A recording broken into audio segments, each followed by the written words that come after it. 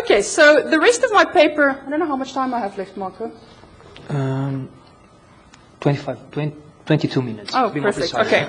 So for the rest of the paper, I'm going to use South Africa's foreign policy as a case study. But like I said at the outset, you know, really, I think this applies to a large extent to Brazil and India as well. I don't know that much about Brazil. I know more about India.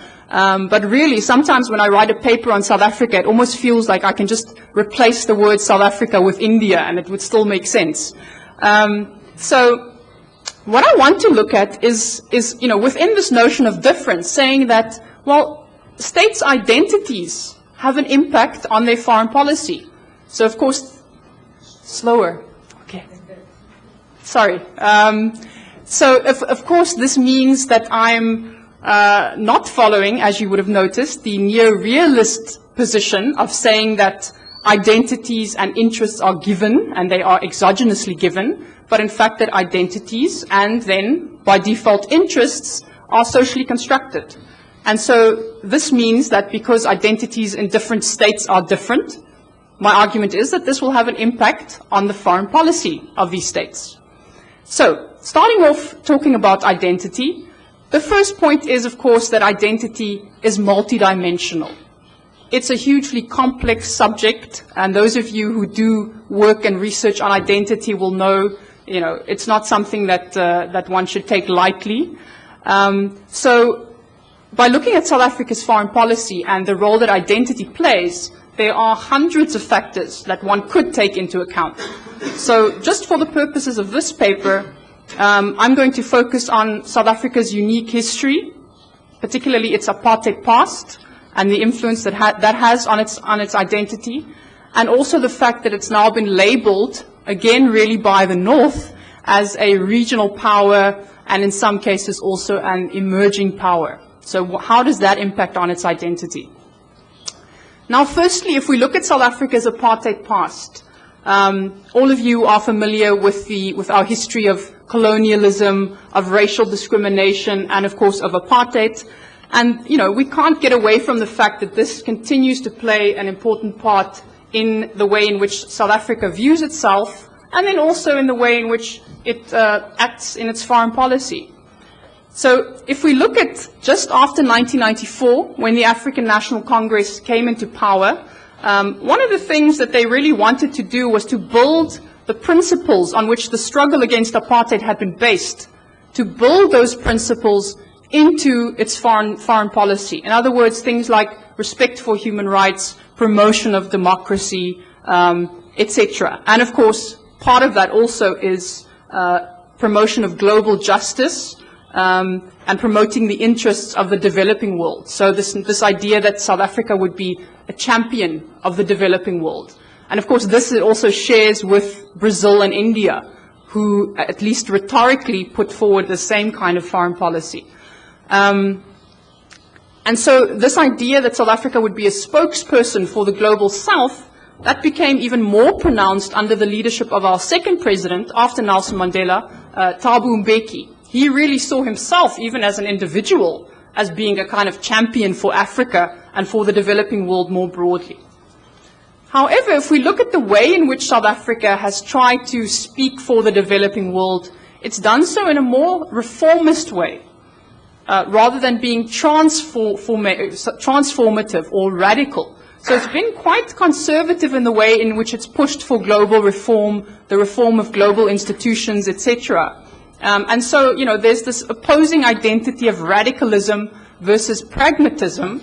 And I think this, again, plays to these ambiguous identities within South Africa. You know, on the one hand, there's this radical liberationist identity, which is associated with the African National Congress as a liberation party. And on the other hand, you know, South Africa is becoming an emerging power. It's a regional power. And those of you who know a bit about middle power theory, you know, once states reach a certain economic level, they reach a certain point in the hierarchy of global relations, they start to get a bit more, what shall we say? Well, they don't really want to upset the apple cart anymore, you know, because they're a bit worried about the implications for themselves. They're quite happy with the status quo because it seems to be serving them quite well. So, you know, they tend to forget a bit about wanting to change the world, you know, wanting to, transform global institutions, etc. So I like this phrase that a scholar called Bra uses. He says this notion of reluctant radicalism. You know, kind of at heart, South Africa, Brazil, and India see themselves as, you know, these radical countries who should be questioning the global order. At the same time, they're now in a position where perhaps it doesn't make so much sense anymore for them to do that.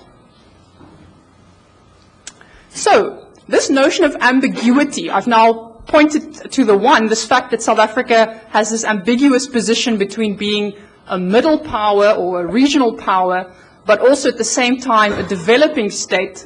You know, it causes a bit of tension in its foreign policy. Another point of tension is this tension between South Africa's African identity and the Western norms that it's expected to, fulfill and stand by in terms of international relations.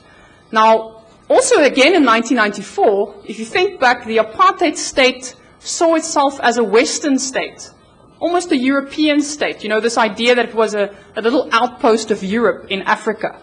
And so after 94, the African National Congress government really embarked on a huge effort to try to construct South Africa as an African state. You know, we part of Africa, we're not European. Yes, we have a lot of, white European people living here, but we're African, and so trying to get away from this criticism that was still made in the 1990s against South Africa. One, for example, by a Nigerian foreign minister who said, South Africa is a white country governed by a black president. So trying to get away from that notion. We are African. At the same time, South Africa, and looking at its national interest, wants to be part of the global order, so wants to be seen as respecting Western norms, human rights, etc. And so we see that there's this tension again. And so a lot of people who write about South Africa's foreign policy have written about this idea that there's really this ambiguity in foreign policy between idealist notions and pragmatism. And I would say over the last few years, we've seen South Africa increasingly moving towards a more pragmatic foreign policy. In other words, leaving behind these idealist notions that came out of the liberation struggle. Sorry. One example, or actually two examples, is South Africa shocked the world when it was a non-permanent member of the UN Security Council, and it voted against a resolution to declare the situation in Myanmar a threat to international peace and security. And people were saying, we don't expect this from South Africa. What is going on here? Last year, you might recall, the South African government refused a visa to the Dalai Lama, who was supposed to come to South Africa and speak at a conference on peace. So all of these things, people are asking questions, why is South Africa moving away from this focus on human rights?